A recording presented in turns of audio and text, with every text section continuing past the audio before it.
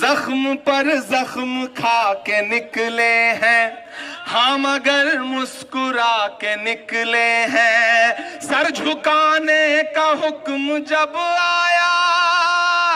استقبال ہے ناظرین آپ سبھی کا IR مشاعرہ میڈیا میں آپ کے ساتھ محمد ارشاد۔ آئیے دوستو عمران پرتاپ گڑھی کی ایک بہترین نظم سنتے ہیں۔ اس سے پہلے بتا دوں پریم چند جی نے کیا ہی خوب کہا ہے کہ بے ایمانی سے پیسے کمانے والے بھی ایماندار چوکیدار ڈھونڈتے ہیں۔ آئیے سنتے ہیں عمران پرتاپ گڑھی کی نظم۔ تو آپ سے گزارش ہے ویڈیو کو لائک کیجیے اور چینل کو ضرور سبسکرائب کیجیے۔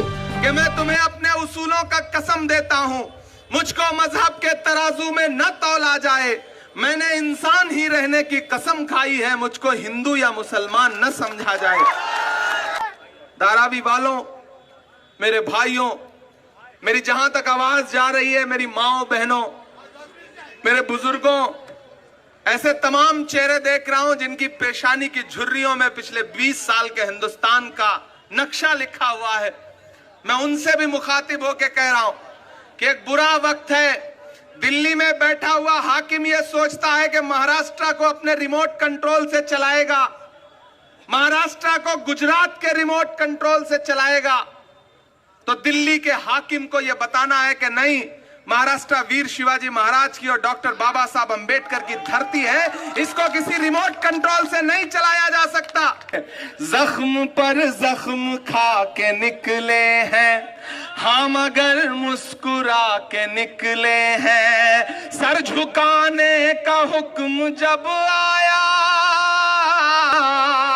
سر جھکانے کا حکم جب آیا، اور بھی سر اٹھا کے نکلے ہیں، اور بھی سر اٹھا کے نکلے ہیں۔ ہر ستم کا جواب آئے گا، دیکھنا انقلاب آئے گا، تیار رہنا، ہر ستم کا جواب آئے گا، دیکھنا انقلاب آئے گا، اچھے دن کا کیے تھے جو وعدہ،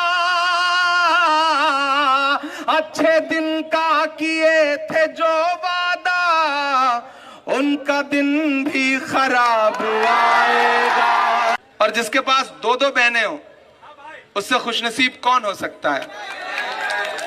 تو میں اپنی اس بہن کے لیے اپنا دامن پھیلانے کے لیے آپ کے بیچ میں آیا ہوں، اپنی محنت کے بل پر اور آپ کی دعاؤں کے بل پر دیش کی پارلیمنٹ میں بیٹھتا ہوں، تو آپ سے میرا ایک روح کا رشتہ ہے، ایک جذباتی رشتہ ہے، اس لیے اپیل کرتا ہوں کہ میرے ساتھ اٹھائیے اپنا ایک ایک ہاتھ اور مجھے یقین دلائیے، ادھر جو پیچھے لوگ ہیں، ادھر جو دائیں طرف بھی کھڑے ہیں، میں ان سے بھی گزارش کرتا ہوں، جائیے گھروں سے باہر نکلیے 20 تاریخ کو اور اپنا ایک ایک ووٹ ہاتھ کے پنجے کے سامنے والے بٹن پہ دبا کر کے آئیے۔ آپ کا ووٹ صرف جوتی تائی کو نہیں ملے گا، آپ کا ایک ایک ووٹ راہل گاندھی کو ملے گا، ادھو ٹھاکرے جی کو ملے گا، شرد پوار جی کو ملے گا۔ ایک نمبر میں کہوں گا، جوتی تائی آپ کہو گے ایک نمبر۔ آئیے دوستو نظم سننے کے بعد ندائے منبر و محراب کتاب سے سنتے ہیں اندلس میں کیا ہوا۔ اندلس جس کے ساحل پر مشہور اسلامی جنرل طارق بن زیاد نے کشتیاں جلا ڈالی تھی، جہاں 800 سال تک مسلمانوں نے انتہائی شان و شوکت سے حکمرانی کی، جہاں کی جامع مسجد قرطبہ آج بھی مسلمانوں کی عظمت رفتہ پر آنسو بہہ رہی ہے، جہاں کی نہریں اور باغات، محل اور کوٹھیاں آج بھی اپنے معماروں کو یاد کرتی ہیں۔ آپ جانتے ہیں وہاں کیسے اور کب زوال آیا؟ وہاں اسی وقت زوال آیا جب مسلمانوں نے کلام اللہ کو پس پشت ڈال دیا تھا اور وہ فرقوں اور گروہوں میں بٹ گئے تھے، وہ ایک دوسرے پر فتوے لگا رہے تھے اور اسلام کے بجائے اپنے خاندانوں اور قومیتوں پر فخر کرتے تھے۔ ایک مسلمان سردار دوسرے مسلمان سردار کو دیکھنا گوارا نہیں کرتا تھا، بلکہ ایک دوسرے کے خلاف عیسائیوں سے بھی مدد طلب کر لیتے تھے۔ مسلمانوں نے خود عیسائیوں کے ہاتھوں سے خوشی خوشی مسلمانوں کو ذبح کرایا، جس کی وجہ سے عیسائیوں کے دل سے اسلام اور مسلمانوں کا وقار اور رعب ختم ہو گیا۔ اصحاب کہف کا کتا، عیسائیوں نے مسلمانوں کو آپس میں لڑانے کے لیے جس قسم کے فروعی مسائل کھڑے کیے، ان میں سے ایک مسئلہ سمجھانے کے لیے عرض کیا جاتا ہے۔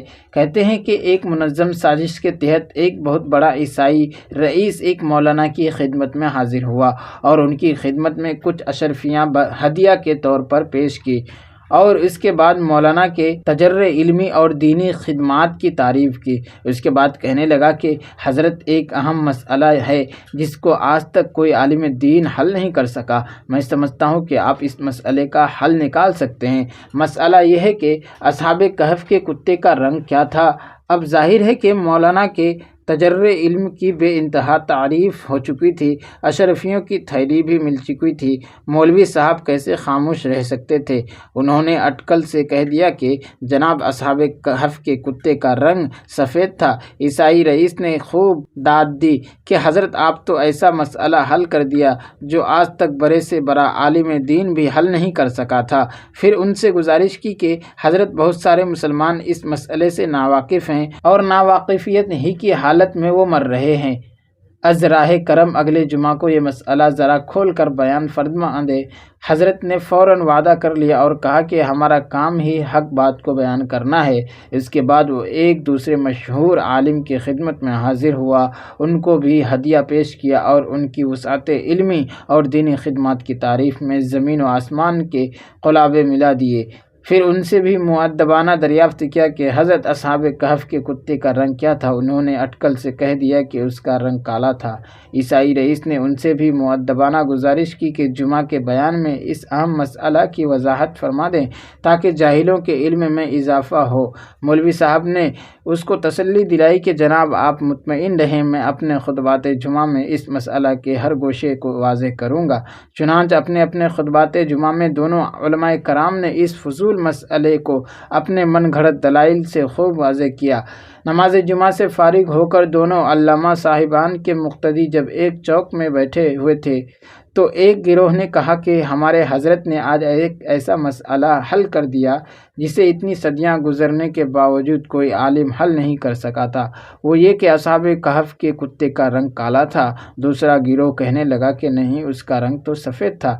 بات بڑھتے بڑھتے گالم گلوچ تک جا پہنچی۔ پھر مناظرے ہونے لگے۔ دونوں فریقوں نے ایک دوسرے پر فتوے لگانے شروع کر دیے کہ جو شخص اصحاب کہف کے کتے کو کالا کہے گا اس کے پیچھے نماز نہیں ہوگی۔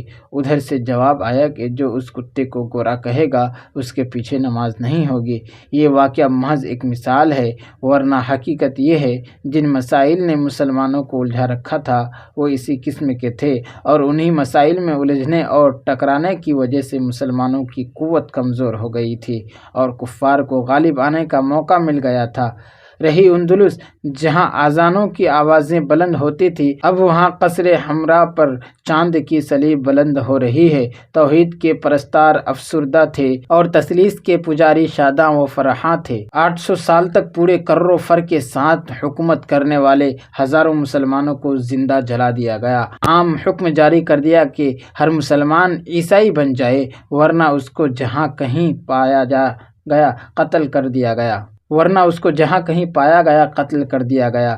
نوبت یہاں تک پہنچ گئی کہ خدائے واحد کا نام لینے والے پہاڑوں اور جنگلوں میں پناہ لینے پر مجبور ہو گئے۔ جو مسلمان اللہ سے زیادہ کسی کو طاقتور نہیں سمجھتے تھے، آج انہی کا سربراہ ابو عبداللہ عیسائی بادشاہ کے سامنے جھک کر شہر کی کنجیاں پیش کر رہا تھا اور کہہ رہا تھا، اے طاقتور بادشاہ، اب ہم تیری رعایا ہیں، یہ شہر اور تمام ملک ہم تیرے سپرد کرتے ہیں، کیونکہ خدا کی یہی مرضی تھی۔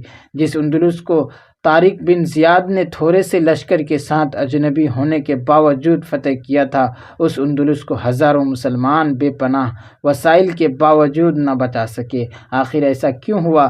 صرف اور صرف ایمان کی کمزوری اور آپس کی نا اتفاقی کی وجہ سے عیسائی متحد تھے اور مسلمان ٹکریوں میں بٹے ہوئے تھے۔ امال نے مرکز سے بغاوت کر کے اپنی چھوٹی چھوٹی ننھی منھی خود مختار حکومتیں قائم کی ہوئی تھی۔ دوستو، ویڈیو کے آخر میں آپ سے گزارش ہے، اگر ویڈیو پسند آئی ہو تو ویڈیو کو لائک کیجیے اور چینل کو ضرور سبسکرائب کیجیے۔